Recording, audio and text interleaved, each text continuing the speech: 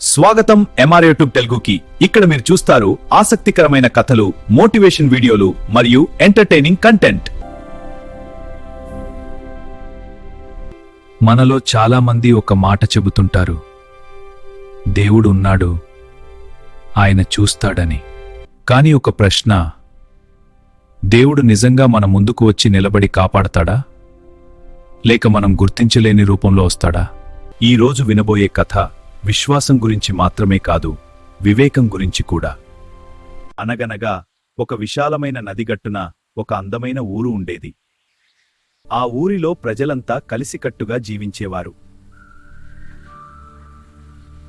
సాయంత్రం అయితే పిల్లల నవ్వులు, రైతుల మాటలు, గుడిగంటల శబ్దం. ఆ ఊరి మధ్యలో ఒక పాత గుడి. ఆ గుడిలో ఒక భక్తి శ్రద్ధల పూజారి. రోజూ ఉదయం స్నానం చేసి దీపం వెలిగించి మంత్రాలతో పూజలు చేసేవాడు.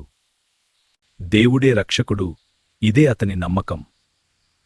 ఒక సంవత్సరం వర్షాలు మామూలుగా లేవు. రోజు వాన, రాత్రి వాన, ఆకాశం ఆగడం లేదు. నది నెమ్మదిగా పొంగింది. మొదట ఎవరూ పట్టించుకోలేదు. కాని ఒక రాత్రి నది ఉగ్ర రూపం దాల్చింది. నీళ్లు ఊరిలోకి దూసుకొచ్చాయి. ప్రజలంతా భయపడి ఇళ్లు వదిలి బయలుదేరారు. పూజారి గారు, పరిస్థితి ప్రమాదకరం, మాతో రండి. దేవుడే నన్ను కాపాడుతాడు, మీరు వెళ్ళండి. దేవుడు పంపిన మొదటి అవకాశం మనిషి రూపంలో. నీళ్లు నడుముదాకా వచ్చాయి. ఒక గుర్రపు బండి అక్కడ ఆగింది.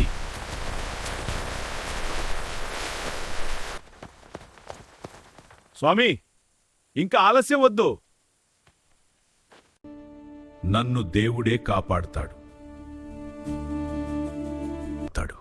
రెండో అవకాశం తిరస్కరణ.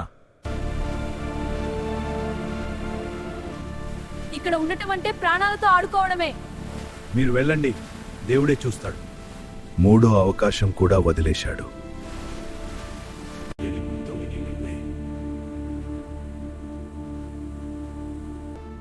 గుడి మొత్తం మునిగిపోయింది. పూజారి గారు గోపురం మీద కూర్చున్నారు.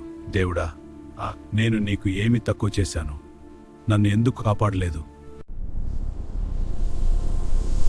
మూర్ఖుడా, నేను 3 సార్లు వచ్చాను. మనిషిగా వచ్చాను, బండిగా వచ్చాను, పడవగా వచ్చాను. నువ్వే గుర్తించలేదు. నువ్వు అర్థం చేసుకోకపోతే అది నా తప్పా? పూజారి కళ్ళలో నీళ్లు. అప్పుడే నిజం అర్థమైంది. దేవుడు సహాయం చేస్తాడు, కాని మనం గుర్తించాలి. అప్పుడే మరో పడవ వచ్చింది. ఈసారి ఆలస్యం లేదు. పూజారి గారు పడవ ఎక్కాడు. ఆ రోజు అతను ప్రాణాలు మాత్రమే కాదు, జ్ఞానం కూడా కాపాడుకున్నాడు. దేవుడు మనల్ని ప్రేమిస్తాడు, కాని అంధవిశ్వాసం కాదు, వివేకం కావాలి. అవకాశమే దేవుడి రూపం కావచ్చు. విశ్వాసం పెట్టండి, కాని వచ్చిన అవకాశాన్ని వదులుకోకండి. ఈ కథ మీకు నచ్చితే లైక్ చేయండి, షేర్ చేయండి.